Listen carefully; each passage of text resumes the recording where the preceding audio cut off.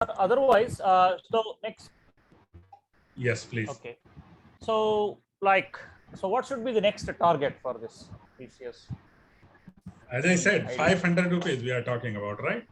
This is what I am so talking. you mean to That's say now it is so this is the price range. It was this is the price range. It was consolidating 480 rupees. So same price range, it can go. This is the one possibility. So this is a minimum target I'm expecting. Now there could be another target. Sorry, this is another possibility. It can go this much also. So these are two possibilities. That whatever trend it was, this symmetrical actually triangle started from here because of this peak. It has started here. So this is the one another possibility. So 3,800, 4,000. This is now the thing is, I always say possibility and probability. If it fails, any investment has a risk, right? Now the risk is minimum. Risk is minimum means I am going to lose only 100 rupees out of 3,500. Please mute somebody having a background noise. Yeah. Darpanji, I have one more question here. Yeah, please. I took this one TCS in last year. I was waiting for this consolidation and breakout. Okay. So I added some more shares here. Okay. So मेरे को exit होना चाहिए अगर next इस पे fall पे या I have to keep accumulating these stocks for a long term. What is your opinion? नहीं मेरा पास shares है अभी already. TCS एक अच्छा स्टॉक है.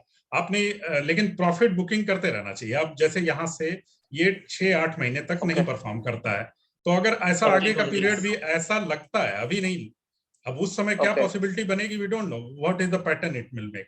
मे बी शार्प डाउनवर्ड आने लगे और आपको प्रॉफिट बुक करना पड़े. अभी से हम आगे जज नहीं कर सकते, लेकिन हमें पता है कि रेजिस्टेंस कहाँ है. जैसे ये लाइन रेजिस्टेंस है, अब यहाँ पहुंचता है तो उस समय हमें कॉशियस होना है कि हमको वहां पे प्रॉफिट बुक करना है या ब्रेकआउट मिल रहा है तो और ऐड करना है. जैसे जब यहाँ पे आ रहा था, यहाँ बार बार 2-3 बार फेल हो गया था, तो यहाँ 4th टाइम आया, तो दोनों थॉट्स रहेंगे मन में कि आप जो है यहाँ पे प्रॉफिट बुक करना है, फिर फेल हो सकता है. तो यहाँ पे इसलिए नहीं करता क्योंकि मुझे पैटर्न जो है ये अपसाइड बुलिश पैटर्न था. मैं जब भी इसको बुक करता ना, ये ऑरेंज लाइन आप देख रहे हैं, जब ये ब्रेक हो जाती तब कहता कि आपको एग्जिट कर जाना चाहिए, क्योंकि यहाँ से फिर डाउन ट्रेंड शुरू हो जाता. आप इस एरिया को याद रखिए. देखिए यहाँ पे भी सेम पैटर्न बन रहा था, सेम पैटर्न, और जब वो फेल हो गया तो कहाँ गया, कंसीडर करिए इस जोन को. यहाँ पे भी वही ट्रेंड बन रहा था, बार बार आ रहा था ब्रेकआउट के लिए और फेल तक आएगा. और ये मंथली चार्ट, हाँ ये वीकली चार्ट है. तो ये नहीं कहाँ आएगा वी डोंट नो. ये यहाँ आएगा, यहीं बीच से घूम जाएगा, कोई कुछ पता नहीं है. वेरियस सपोर्ट है, इसके बीच बीच में सपोर्ट है, यही लाइन सपोर्ट बन सकती है. This is all our probabilities. अभी प्रॉब्लम ये है कि ये टूटा तो नीचे आएगा, ये क्लियर. तो ये टूटेगा तो सेल करना है. तो वैसे ही फ्यूचर में जो भी पैटर्न बनेगा उस समय हमको पता होगा कि ये अब सपोर्ट है, अब ये सपोर्ट ब्रेक करेगा तो हमको निकल जाना है. तो कोई जनरल क्वेश्चन नहीं रखना है. हाँ. No, even though in long term you should not hold the shares. Okay, when resistance touch होता है या it starts falling down, then we have to quantity partial. यही तो मैं बता रहा हूँ ना कि 2008 में 18 में हाई बना, कितने साल लगे इसको यहाँ तक क्रॉस होने में. तो आपको नहीं पता और ना क्रॉस हो तो हमें क्या पता है कि ये दोबारा क्रॉस ही होगा. पॉसिबिलिटी है कि क्रॉस होगा, तो जब क्रॉस होगा तो ले लेना. We can say 80-20 rule here, 80% time or 20% time. हाँ, 80% टाइम में 20% का रिटर्न मिलता है. अब यहाँ से देखिए, जब ये ब्रेकआउट मिला, यहाँ इमेजिन करिए आपने यहाँ पे जब बाई किया तो आपको मैक्सिमम रिटर्न बहुत कम समय में मिला. फिर बाकी 80% टाइम में स्टॉक कंसोलिडेट होगा, फिर निकलेगा, फिर वो जो भी 400-500 रुपए आने वो बहुत क्विक आएगा, फिर उसके बाद फिर वो कंसोलिडेशन में चला जाएगा. तो this is how every stock works. अब वो जब तक वो ट्रेंड में मेंटेन रहे तब तक रखना चाहिए. अब अगर आपकी इसकी इन्वेस्टमेंट, ये इन्वेस्टमेंट, हर इन्वेस्टमेंट आप वीकली लेवल, डेली लेवल या मंथ के हिसाब से नहीं करोगे. कुछ इन्वेस्टमेंट आपकी होंगी जो सालों साल के लिए होंगी, राइट. आप अपना रिस्क को कम करोगे, तो इसमें से पूरी तरीके से एग्जिट नहीं करोगे, कम करोगे, 10-20% प्रॉफिट बुक करोगे. It's depend on everything, every decision depends on the individual investor, how he is planning the investment. पर ये है कि हर सपोर्ट टूटने के बाद वो नेक्स्ट सपोर्ट पे आना है। अब आपको वो रिस्क कम लगता है तो आप होल्ड करोगे, आपको लगता है नहीं यार ये 500 रुपए तो बहुत है, मैंने यहीं इन्वेस्ट किया, यहीं पे आ जाएगा तो मैं बुक कर लेता हूँ, उतनी क्वांटिटी बुक कर लेता हूँ जो यहाँ ऐड किया है। Okay, let's not divert, let's go back to our because time is here critical. Okay, now channel कैसे बना, कैसे हुआ, वो पूरा मैंने BSE 500 पे एक्सप्लेन कर दिया। अभी सब पे चार्ट बना हुआ है, हम क्विकली एक नजर डालेंगे कि किस पे क्या हो रहा है। ओके, और सिर्फ रीडिंग करेंगे, अभी बनाने पे फोकस नहीं करेंगे। Okay, so go to NSE 500। ये सेम स्टोरी जो BSE 500 में हो रहा है, सेम उसका कजिन ब्रदर है BSE NSE, there is no difference. तो टारगेट कैसे डिसाइड होते हैं, टारगेट भी हम देख सकते हैं ना, फिबोनाची से भी टारगेट मिलते हैं, ट्रेंड से भी टारगेट मिलते हैं। तो फिबोनाची बोलता था कि ये रेजिस्टेंस है 10,113, जो ये प्रीवियस गेन आया था 2008 से लेकर 2010 का जो पीक बना था, वहां से एक फिबोनाची लेवल लिया। मैं ढूंढ रहा था, ये थोड़ा ढूंढना पड़ता है इस तरह का जो है रेंज कि हम किस एक्सटेंशन पे चल रहे हैं। तो जो लास्ट एक्सट्रीम फॉल था वो 2008 में था और ये 2010 का पीक था। इसी रेजिस्टेंस, ये रेजिस्टेंस बहुत अच्छे से फॉलो कर रहा है निफ्टी 500। कैसे, देखिए ये रेजिस्टेंस जो बना उसके पहले ये यहाँ पे देखिए यही जोन फॉलो किया, यही रेजिस्टेंस फॉलो किया। तो जब ये रेजिस्टेंस फॉलो कर रहा था ना, तो जब ये ब्रेकआउट हुआ है तो इसका नेक्स्ट रेजिस्टेंस भी रेजिस्टेंस बनेगा। तो यानी अब मार्केट 15,000 की तरफ जा रही है, तो सिर्फ रेजिस्टेंस ही नहीं बनेगा, वही टारगेट है। तो जब मार्केट यहां से निकली तो पहला टारगेट लोगों ने ये देना शुरू किया कि यहां तक अब मार्केट जा रही है। तो एक्सट्रीमली बुलिश मार्केट है। बहुत सारे लोग, जो लोग भी टेक्निकल लिखते हैं, वो क्या कहते हैं कि अब इन्वेस्ट करिए, मार्केट बहुत अच्छी है, रिवर्सल पे नहीं है, ट्रेंड अपसाइड है। Everybody has their own reading.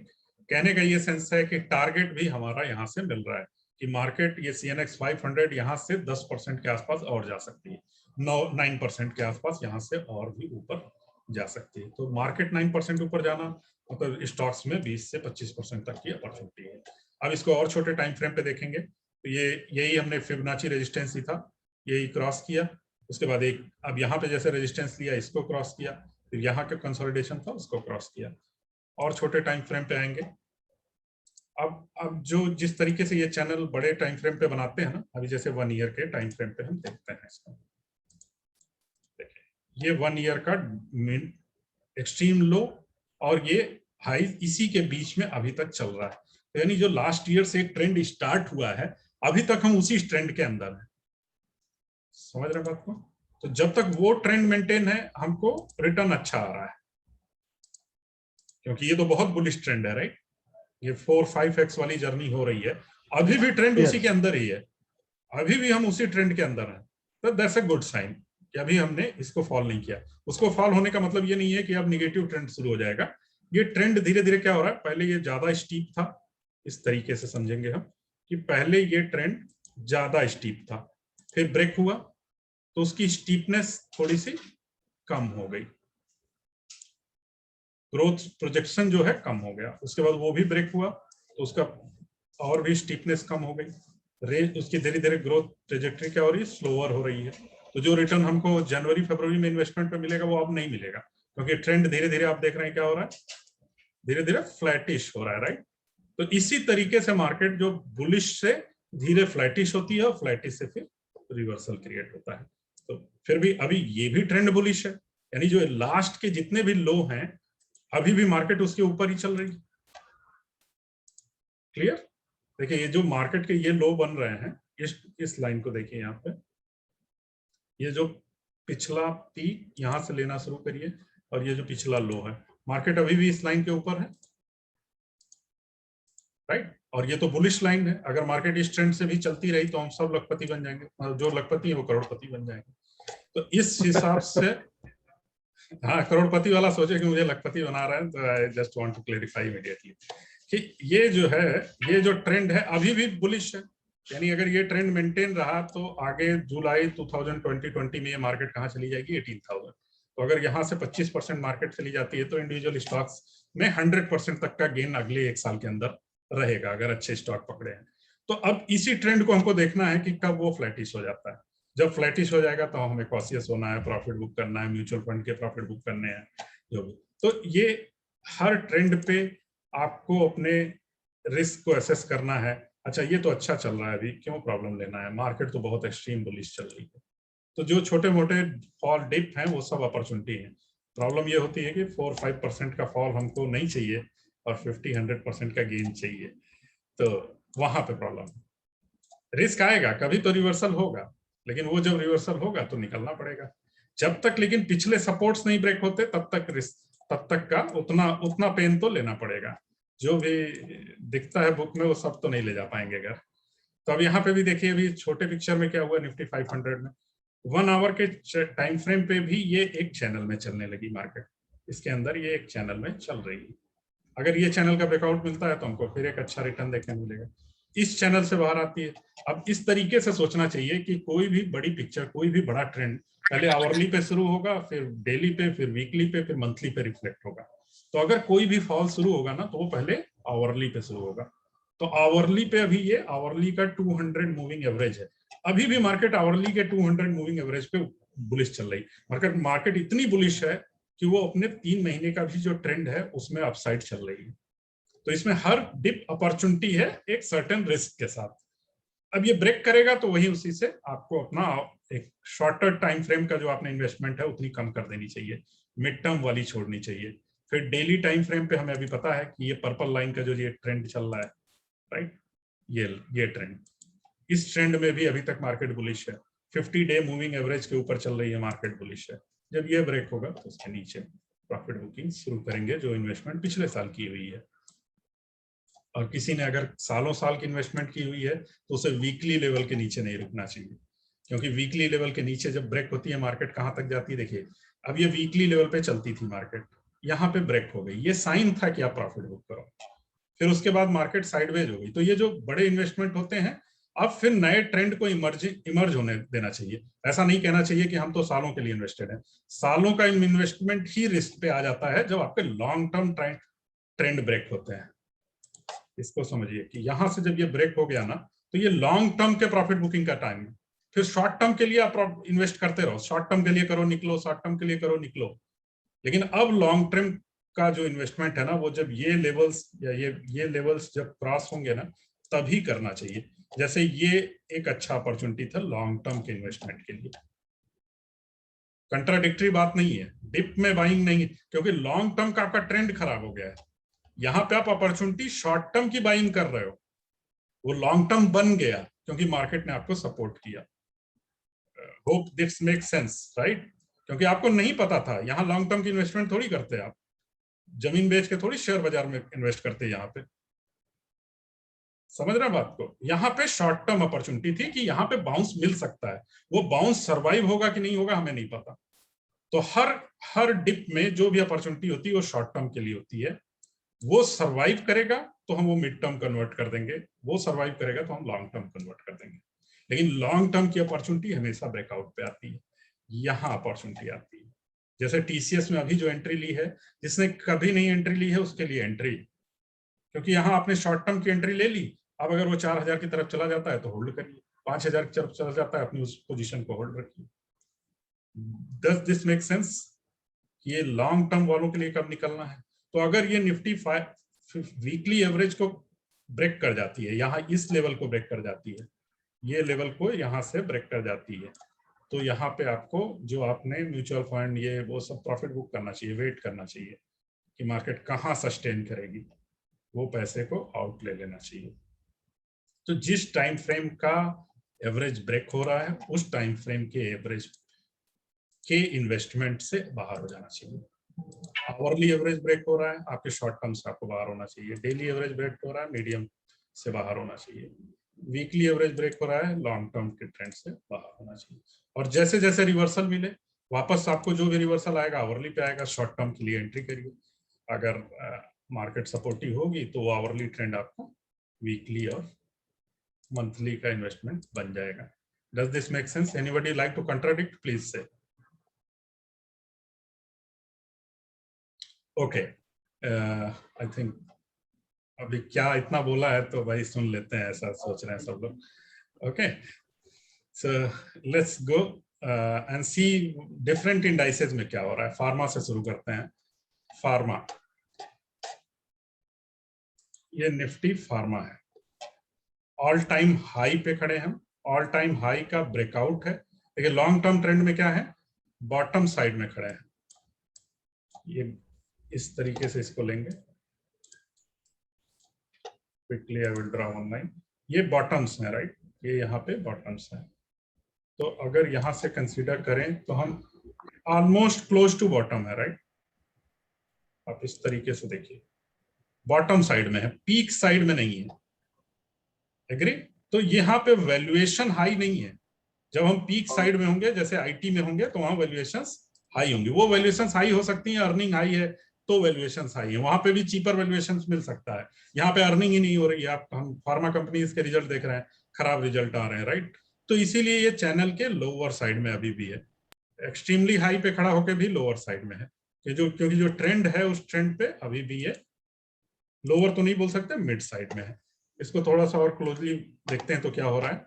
ये प्रीवियस पीक को क्रॉस किया इसने 5 साल के, तो यहाँ पे एक अपॉर्चुनिटी इमर्ज हुई। यहाँ प्रीवियस पीक था, उसी को क्रॉस किया और वहीं पे ये कंसोलिडेट कर रहा है। तो अगर ये ब्रेक हो जाता है तो जो भी इन्वेस्टमेंट यहाँ की हुई है, यहाँ की हुई है, उसके प्रॉफिट बुकिंग करनी चाहिए मिड टू लॉन्ग टर्म वाले की। यहाँ प्रॉफिट, क्योंकि ये यहाँ आएगा फिर यहाँ जाएगा, आई डोंट नो कितने साल ले लेगा वापस से इसका ट्रेंड मेंटेन होने में, या कितने महीने ले लेगा, या हो सकता है 2 दिन में ही वापस आ जाए। 2 दिन में वापस आएगा, फिर से खरीद लेंगे, ब्रोकरेज ही जाएगा, राइट। तो डेली चार्ट पे क्या हो रहा है, ये देखिए 50 डेज का मूविंग एवरेज एक सडन डिप के साथ ब्रेक हुआ था। फार्मा कंपनी ने एक यूएस में अच्छे रिजल्ट्स नहीं देने शुरू किए। सन फार्मा ने अच्छा दिया, एक बाउंस मिला, फिर वापस से 2-3 फार्मा कंपनी ने बैड रिजल्ट दे दिया। तो ये जो टॉप बन रहा है ना, अगर ये टॉप सरवाइव नहीं करता है तो वापस से फार्मा के परफॉर्मेंसेस गिर जाएंगे। तो जो एक यहाँ से होप बनी थी कि ये एक पाके कंसोलिडेशन होके अब जा रहा है, अगर ये सरवाइव नहीं करता है, यहाँ से फिर से रिटर्न नहीं मिलता है, तो फार्मा कंपनी की इन्वेस्टमेंट एक बार फिर से हो जाएगी, गड़बड़ हो जाएगी। अभी लोअर टाइम फ्रेम पे देखें तो इसने हमें वार्निंग दे दी है कि प्रॉफिट बुक करो छोटे टाइम फ्रेम पे। जैसे आवर छोटा टाइम फ्रेम का ये एक्सट्रीम लो बन रहा था, वो टूट गया और ऊपर आके फिर से टूट गया, यानी ये जो रिवर्सल आया वो भी सरवाइव नहीं किया। तो अभी एक यहाँ पे आप बॉटम्स देख सकते हो यहाँ पे, और ये बॉटम जो है अगर टूटता है तो प्रॉफिट बुक कर लेना चाहिए, क्योंकि नेक्स्ट सपोर्ट कहाँ है, 12,800 पे। तो आपके फार्मा कंपनीज के शेयर्स काफी गिर जाएंगे, और अगर नहीं भी गिरेंगे तो आपका टाइम काफी वेस्ट होगा। तो इंडिविजुअल पे डिसीजन लेंगे, और सारे फार्मा कंपनी थोड़ी बैड परफॉर्म करेंगी। तो अगर आपको अब अगर डाइवर्सिफाई करना है तो कुछ तो फार्मा कंपनीज में आपके इन्वेस्टमेंट रहनी चाहिए, तो उसमें जो बेस्ट है उसमें रुकना चाहिए। अब ये तो ओवरऑल रिजल्ट है, राइट, ओवरऑल फार्मा का ये पिक्चर है। तो हमारी फार्मा में एलोकेशन बहुत ज्यादा नहीं होनी चाहिए। अब जो भी एलोकेशन हम करेंगे वो सिर्फ अच्छी कंपनी में करेंगे, क्योंकि यहाँ पे ट्रेंड अभी नहीं टूटा है, अगर टूटता है तब की बात कर रहा हूं मैं। This is the possibility. अब इसको कंपेयर करते हैं निफ्टी के साथ, Nifty pharma divided by Nifty. ये एक अच्छा तरीका होता है। अब हम किस इंडेक्स में अपना इन्वेस्टमेंट करें, जो इंडेक्स निफ्टी से बेटर कर रहा होगा, राइट।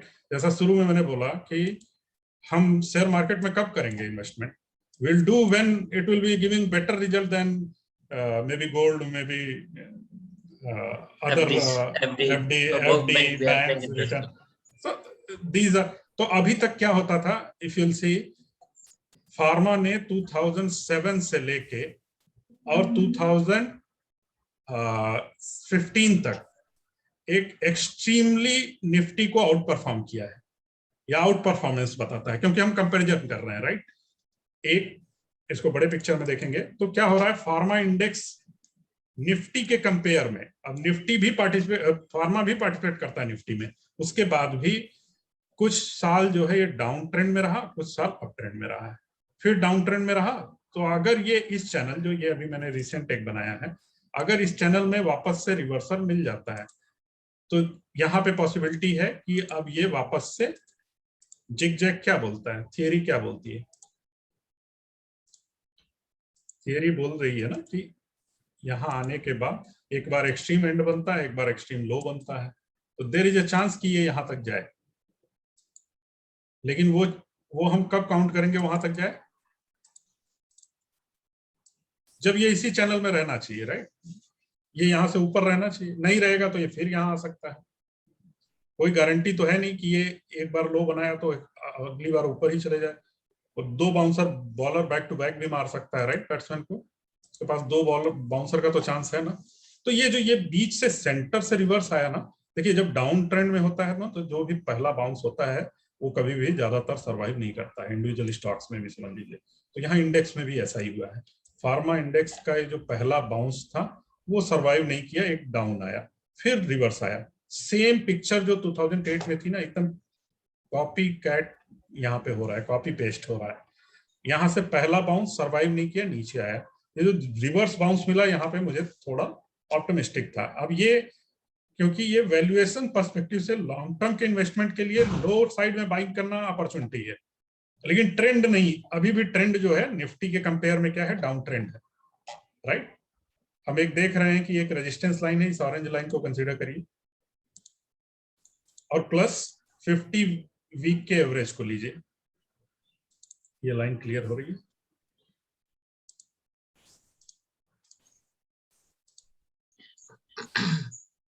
ये 50 वीक, ये 50 वीक का कंपेयरिंग निफ्टी। हाँ, हमको इन्वेस्टमेंट करनी है, किस सेक्टर में करें, फार्मा में क्यों करें। अगर फार्मा निफ्टी से बेटर रिटर्न देगा तो निफ्टी फार्मा में करना चाहिए।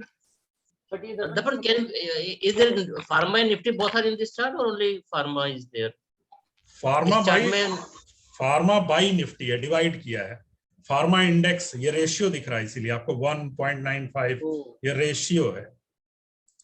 रोहित शर्मा को लें, केएल राहुल को लें, क्या करेंगे आप? दोनों के एवरेज कंपेयर करेंगे, दोनों की परफॉर्मेंस कंपेयर करेंगे, इंग्लैंड में कैसा खेलता है कंपेयर करेंगे। अच्छा, दोनों अच्छा खेलते हैं, दोनों को ले लेंगे, लेकिन किसको ड्रॉप करेंगे? किसी को तो ड्रॉप करेंगे ना। तो किसको ड्रॉप करेंगे, किसको अगले टूर पे ले जाएंगे आप? ये कैंडल्स दोनों की एवरेज कैंडल्स है, राइट? एवरेज नहीं है भाई, डिवाइड है, डिवीजन है। Nifty pharma divided by Nifty. No actually मैं जनरली लाइन चार्ट पे कंपेयर करते हैं कि एक अप जा रहा है, एक डाउन जा रहा है, या व्हाटएवर। नहीं, ये डिवीजन है। निफ्टी फार्मा को निफ्टी से डिवाइड कर दिया। 65 नंबर मिले, कितने में 65 मिले? 100 में 65 मिले। निफ्टी आपकी एक ब्रॉडर बेस हो गया। अगर आप म्यूचुअल फंड में इन्वेस्ट करते हो लार्ज कैप में, तो आपको रिटर्न किस पे मिलता है? निफ्टी पे मिलता है। तो उसके कंपेयर में कौन अच्छा रिटर्न देगा? डिवाइड कर दो, ठीक है। जो डिवीजन में ऊपर की साइड में जाएगा, अगर 60% 65% एवरेज बच्चों का मार्क है क्लास में, तो जितने 65 के ऊपर हैं उनको आप अबव एवरेज बच्चे बोलोगे, जितने बिलो हैं वो बिलो एवरेज है। तो एवरेज निकालोगे कैसे? डिवाइड करके निकालोगे, राइट। सबके नंबर आए सब। वो सही है, वो समझ गया मैं। जनरली हम क्या देखते हैं ना कि प्राइस देते हैं, एवरेज प्राइस है, अगर गेन है तो इट मींस तो ये नया पर्सपेक्टिव है। हाँ, ये सब लोग करते हैं, ये कोई नया भी नहीं है, मैं नहीं बोलूंगा कि नया है, पर this is a way to compare. Divide कर दीजिए, जो डिवाइड करने के बाद वो पिक्चर किधर जा रही है। कई बार ये निफ्टी फार्मा इंडेक्स हम देख रहे थे तो हमको बड़ा अच्छा लग रहा है कि अच्छा ऊपर ही तो है, देखिए ना फार्मा इंडेक्स ऊपर ही तो जा रहा है, ऊपर जा रहा है, लेकिन ये सबसे ऊपर जा रहा है क्या? बात समझिए, ऊपर जाना वो बोलते हैं ना 4 और दौड़ रहे हैं, समझ रहे हो? वो दौड़ता है 10 सेकंड में, लेकिन आपको तो उसेन बोल्ट पे दाव लगाना है, राइट। तो ये भी दौड़ रहा है, लेकिन आप इस पे दाव लगाओगे क्या? ये सबसे अच्छा घोड़ा है रेस में। ओके, तो अब यहाँ पे एक हाई बन गया, यहाँ पे एक हाई बन गया। अब जब अभी देखिए 50, अब इसमें भी ये जो डिवीजन किया ना उसका, ये 50 वीक का एवरेज है, ईएमए है, 50 ईएमए। तो जब तक इंडेक्स एवरेज इन दोनों का डिवीजन 50 वीक के ऊपर रहेगा तब तक आपके लिए अच्छा है। सॉरी, मंथ के ऊपर, 50 मंथ के ऊपर रहेगा अच्छा है। अभी 50 मंथ के नीचे था, रिवर्सल दिया था, देर यहाँ होप थी, लेकिन जनरली एक बार में क्रॉस होता भी नहीं है। वहां से नीचे आया, रिवर्सल लेने के बाद थोड़ा वीक पड़ गया, लास्ट वीक की अर्निंग अच्छी नहीं थी, तो हो सकता है कि अब एक लंबा समय तक इसके नीचे रहे और फिर वापस से कभी ब्रेकआउट मिले। तो मुझे तो ऐसा लगता है कि जब अच्छे से रिवर्सल आ जाए, वापस से हम इसके ऊपर जाएं, ये इस डिवीजन के, उसमें से कुछ विनर्स पहले आगे निकलना शुरू हो जाएंगे, राइट। ये टीम गेम है, राइट। ये अकेला फार्मा इंडेक्स पूरा फार्मा तो है नहीं, तो कुछ तो विनर्स पहले से ही आगे आने लगेंगे, राइट। वो बोलते हैं ना, सन दिखने से पहले रेस दिखने लगेंगी। तो इंडेक्स आने से पहले कुछ स्टॉक्स आगे पहले भागने लगेंगे। तो हम समवेयर जब ये 95 क्रॉस हो जाएगा तब हमें देखना चाहिए कि कौन से फार्मा में अपॉर्चुनिटी है। एक्सट्रीमली बुलिश होना चाहिए जब फार्मा इंडेक्स 1.05 रेशियो को क्रॉस कर देगा। जब यहाँ पे क्रॉस, अब ये 1.05.85 है क्या, फार्मा इंडेक्स नंबर क्या है, 14,000 है। निफ्टी कितने पे है, 16,000। तो 14,000 डिवाइडेड बाई 16,000 वो 0.85 आ रहा है, वही रेशियो है ये, नथिंग एल्स। तो जब ये वापस से 0.895 के ऊपर आ जाए, आपको लगे कि हाँ अब फार्मा इंडेक्स में वापस थोड़ा मूवमेंट है, तो आप यहाँ से कर सकते हो इन्वेस्टमेंट वापस से। So now it is clear कि ये कंपैरिजन हम कैसे कर रहे हैं। तो अब हम क्विकली जरा देखेंगे बाकी के इंडेक्स पे क्या हो रहा है। तो अभी क्या है, अभी पिक्चर है फार्मा इंडेक्स निगेटिव है और बिगर पिक्चर में भी निगेटिव है। तो थोड़ा सा इसमें एलोकेशन अपनी इंडिविजुअल स्टॉक को रिव्यू करके बाहर आ सकते हैं। क्विकली देखते हैं बाकी के इंडेक्स भी। Public sector bank, public sector bank में क्या हो रहा है, पब्लिक सेक्टर बैंक ने हमेशा अंडर परफॉर्म किया है। एक पीक, हमेशा इसके पीक किधर बन रहे हैं, डाउन साइड, हमेशा इसके पीक डाउन साइड बन रहा है। अब गवर्नमेंट कुछ बातें कर रही है, हम प्राइवेटाइज करेंगे, ये करेंगे, वो करेंगे, 4 बैंक को मर्ज करेंगे। तो यहाँ पे इंटरेस्ट लेने लायक है, लेकिन वो इंटरेस्ट कब लेना है, अगेन रिवर्सल स्टेब्लिश हो जाए तब लेना चाहिए। कम ज्यादा अच्छी एंट्री करने पे अगर लकी रहे तो आपको इन्वेस्टमेंट मिलेगी, लेकिन वो लकी रहे वाला फैक्टर आ जाएगा। लकी रहने पे नहीं लेना है, चलो 10% कम लो, स्टेब्लिश हो जाने दो कि हाँ अब ऊपर ही जाना है। तो अभी तक भी इंडेक्स जो है ये प्रीवियस रेजिस्टेंस, यानी इस लाइन को अगर मैं रेजिस्टेंस कह लूं, जिसको कह सकता हूं, ठीक है, लग रहा है ना रेजिस्टेंस जैसा, देखिए प्रीवियस पीक है, प्रीवियस ये सारे बॉटम्स हैं। तो जब तक इंडेक्स इसको क्रॉस नहीं करता तब तक, और लग रहा है कि करेगा, अभी तक तो पैटर्न ठीक है। तो जब ये इंडेक्स इसको क्रॉस करेगा तो हमें पब्लिक सेक्टर बैंक्स में कुछ जो अच्छे बैंक्स हैं, जैसे स्टेट बैंक हो गया या दूसरे आपके और फेवरेट बैंक्स हो सकते हैं पब्लिक सेक्टर में, रिजल्ट उनका देखिए, और जो भी आपके शॉर्टलिस्टेड बैंक हो उनमें कब आप इन्वेस्ट करना चाहिए, जब इसको क्रॉस कर जाए। तो पीएसयू बैंक इंडेक्स जैसे ही इसको क्रॉस करेगा, ब्रेकआउट मिलेगा, उसमें एक शॉर्ट टर्म के लिए अपॉर्चुनिटी क्रिएट होगी। प्राइवेट बैंक को देखते हैं, प्राइवेट बैंक की वजह से ही बैंक निफ्टी चलता है। तो अभी प्राइवेट बैंक में क्या हुआ, जो प्रीवियस के 2 पीक थे, यहाँ देखिए उसने ही सपोर्ट दिया है। तो अभी जो हमें डाउन ट्रेंड मूवमेंट 6 महीने 8 महीने से चल रहा था एचडीएफसी बैंक, कोटक बैंक सब में, उसमें हमको सपोर्ट क्यों मिला है, क्योंकि यहाँ पे जो प्रीवियस हाई थे वहां पे वापस से सपोर्ट दिया। लेकिन अभी भी रेंज में ही, अभी भी ये एक रेंज में है, अभी रेंज ब्रेकआउट नहीं हुआ है। यहाँ पे रेंज अभी भी इसी रेंज में है। यहाँ से मूवमेंट आती है तो बैंक्स की परफॉर्मेंस थोड़ी अच्छी शुरू हो जाएगी।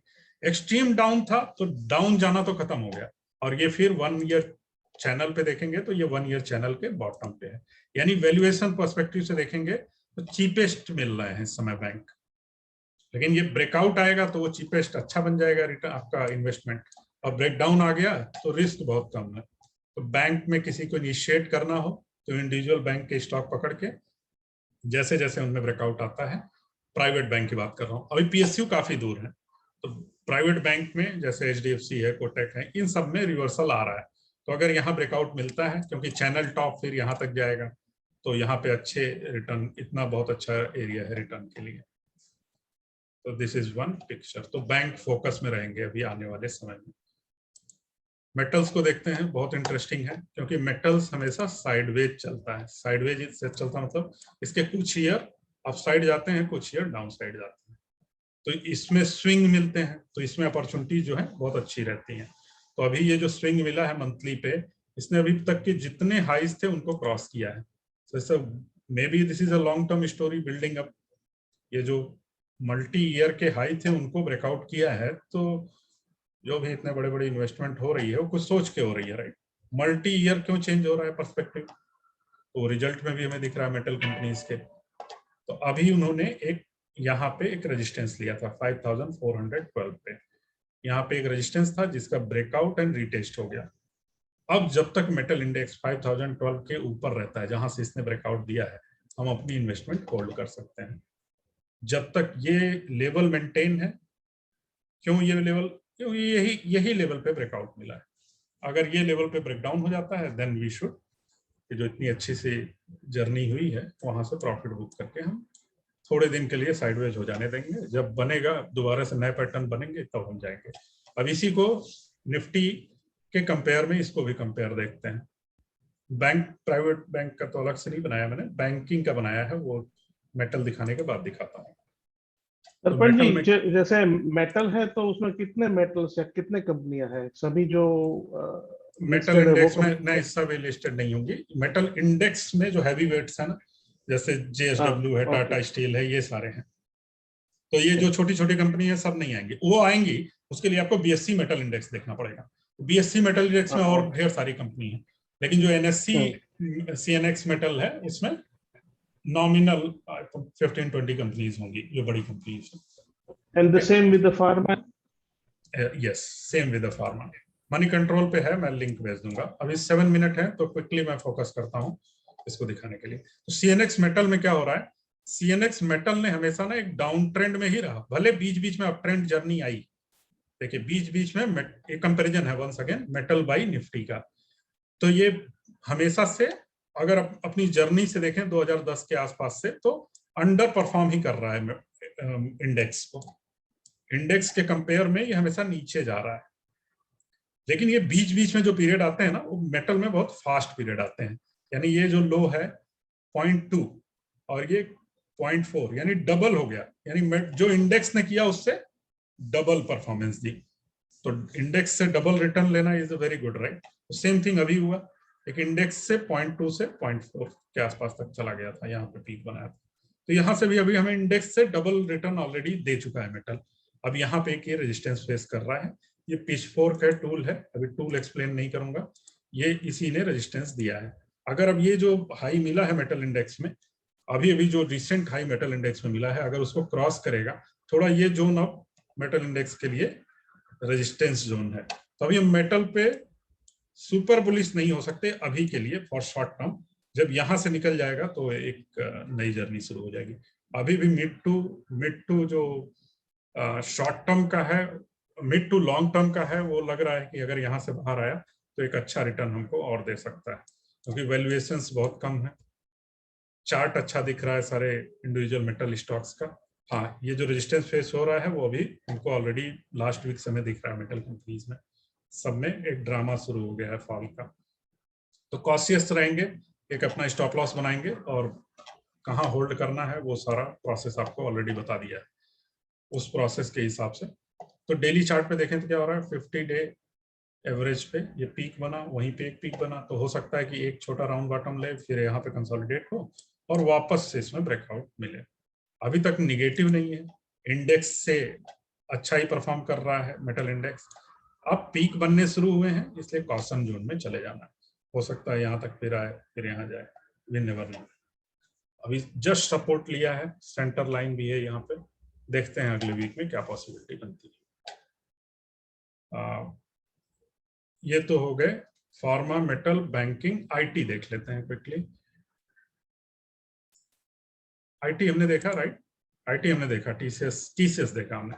तो आईटी में यही हो रहा है कि मल्टी ईयर हाई के जो अलग अलग ट्रेंड थे ना, उन पे ब्रेकआउट मिल रहा है हमें। जैसे ये स्विंग हाई है पिछले 1-2, उसको ब्रेकआउट दे दिया उसने। तो अगर यहाँ से और एक्सटेंशन मिलता है तो ये आउट परफॉर्म कर सकता है। अभी ऑलरेडी आउट परफॉर्म कर रहा है और भी आउट परफॉर्मेंस आ सकती है, क्योंकि ये कंसोलिडेशन के बाद जो ब्रेकआउट था और ये जो प्रीवियस पीक्स थे, ये रेड लाइन को देखिए, इसको फिर उसने अभी भी ब्रेक किया है। इंडेक्स ने इस लाइन को ब्रेक किया है जो प्रीवियस पीक की है। तो एक एक ट्रेंड को धीरे धीरे ब्रेकआउट कर देता जा रहा है आईटी इंडेक्स। ये एक जो उससे भी प्रीवियस पीक आ रहा है, उस लाइन को भी इसने ब्रेकआउट दिया है। तो आईटी इंडेक्स अभी वापस से वेरी बुलिश हो गया है। वेरी बुलिश हो गया है तो रिस्क हमारा मिनिमम है। हमें पता है कि ये जो ब्रेकआउट लेवल आया है सारे स्टॉक्स में, यहीं पे हमें निकल जाना है। तो रिस्क ऐसे ही कम काउंट करता है। यहां से ब्रेकआउट मिला है तो एक्सट्रीम क्विक रन आएंगे, फेल हुआ तो इमीडिएट निकलने के लेवल्स हमको पता है। ये ट्रेंड्स ब्रेक हो रहे हैं, तो आईटी इंडेक्स और भी काफी ऊपर जा सकता है। हैवी वेट्स में रन आया है वापस से। तो ये जो यहाँ पे रिस्क लग रहा था कि यहाँ से तो रिवर्सल आ जाएगा, वो रिस्क के उल्टा हुआ है, ब्रेकआउट आ गए।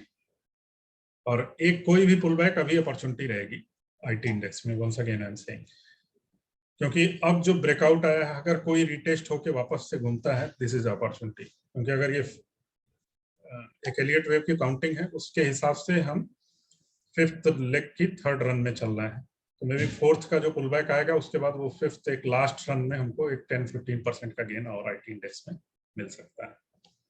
इसका कंपैरिजन देख लेते हैं, आईटी इंडेक्स बाय निफ्टी। तो इसने मल्टी ईयर का हाई तोड़ा है, ऑल टाइम हाई पे देखेंगे। देखिए ये कभी भी इस लाइन को क्रॉस नहीं करता था। अब मैं बात कर रहा हूँ 2002 के आसपास की, जब वो हर्षद मेहता वाला, सॉरी केतन पारेख और ये सब जब हुआ था, एक्सट्रीम एंड पे आईटी गया था, वहां से ये रिटर्न आया और कभी भी इस पीक्स को क्रॉस नहीं किया है। अभी उसी पीक का एक क्रॉसओवर हमें मिला है, यहाँ देखिए ये 1 पॉइंट। तो इसीलिए अभी मैं आईटी इंडेक्स पे थोड़ा सा कॉशियस था, लेकिन अभी मिल गया है तो अभी डीप अपॉर्चुनिटी है, क्योंकि अब ये जो चैनल चल रहा है लास्ट ईयर से, उस चैनल में भी यहाँ से निकल जाता है या यहाँ पे अब सपोर्ट पे आके उठता है, these are all opportunity, very less risky opportunity in IT index. Auto की हालत खराब है, 1 मिनट है, मैं क्विकली खत्म करूंगा, we will discuss in more detail some time. Overall picture सबको मिल गई, अभी ऑटो इंडेक्स में दिख रहा है, बताने की जरूरत ही नहीं। ऑटो इंडेक्स बाय निफ्टी देखिए क्या हो रहा है, एक आउट परफॉर्मेंस का टाइम था, एक अंडर परफॉर्मेंस आया, और इसमें भी ये रेजिस्टेंस है, वहीं से वापस से इंडेक्स आ गया। तो जो वैल्यू बायर्स हैं उनके लिए ऑटो इंडेक्स में वैल्यू है, लेकिन वो वैल्यू कितना टाइम के अगेंस्ट काउंट करता हूं तो मुझे वैल्यू नहीं लगती है। हो सकता है कि 1-2 सालों तक इसी रेंज में रहे, मारुति, महिंद्रा, ये सारे के चार्ट इंडिविजुअल स्टॉक पे जाएंगे, पर ओवरऑल इंडेक्स अंडर परफॉर्म कर रहा है, ये तो दिख रहा है, राइट। तो एक आईटी इंडेक्स ब्रेकआउट दे रहा है निफ्टी के कंपेयर में, एक ऑटो इंडेक्स डाउनवर्ड मूवमेंट दे रहा है, तो आपको फोकस कहां करना है वो क्लियर हो रहा है, राइट। सो हो सकता है कि जो भी ट्राई किया मैंने, कि आपको एक ओवरऑल पिक्चर मिल रही है कि क्या हो रहा है पूरी पूरा सारे इंडेक्स में। Small cap mid cap compare नहीं कर पाया, वो भी मैं नेक्स्ट टाइम जब भी होगा करूंगा। स्मॉल कैप एक सेशन और कंटिन्यू करो ना दर्पण सर, थोड़ा टाइम का कंस्ट्रेंट है, नेक्स्ट वीक में रखता हूँ, ठीक है, okay, sorry, thank you very much. Continue करूंगा मैं, small cap and mid cap ये सारा कंटिन्यू करूंगा, okay. Thank you once again everyone joining, Thank you. Thank you Darpan ji, thank you. Thank you, bye.